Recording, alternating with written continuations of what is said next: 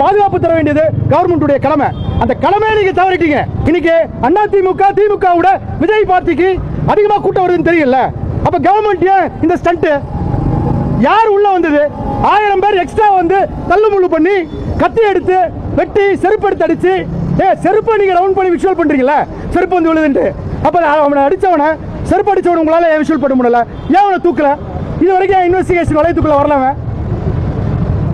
சொல்லுங்க. சொல்ல முடியாது. ஏன்னா அது நம்ம தானே செஞ்சோம். அப்புறம் எப்படி சொல்ல முடியும்?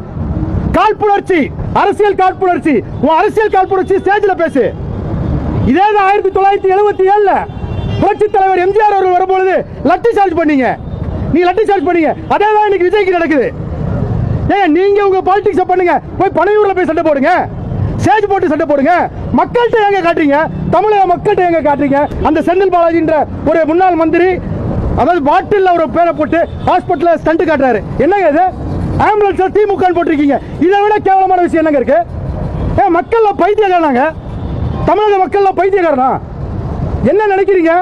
இன்னைக்கு சிஎம் போறா 2000 பேர் போலீஸ் வரீங்கல்ல? 2000 பேர் சும்மா வெட்டியா வந்து நிக்கிறீங்களா? நீங்க அந்த இடத்துல போய் பாதுகாப்பு கொடுக்கல? உங்களால ஏன் பாதுகாப்பு கொடுக்க முடியல? சொல்லுங்க முதலமைச்சர் அவர்களே, சொல்லுங்க. கேவலமான ஸ்டண்ட் பாலிடிக்ஸ் இது. ஒருத்தன் வளர்றானா, மக்களுக்காக வளர்றானா, நீங்க என்ன பண்ணணும்? பொலிட்டிக்கலா ஜெயிக்க அப்படின்னு ஒரு 6 மாசம் டைம் இருக்குல்ல, நிறைய நலத்திட்டம் பண்ணுங்க, மக்களை கவர் பண்ணுங்க, அப்படி ஓட்டு வாங்குங்க. ஒருத்தனை அழிச்சு நான் மேல வருவேன் கேவலமான பாலிடிக்ஸ் சார்.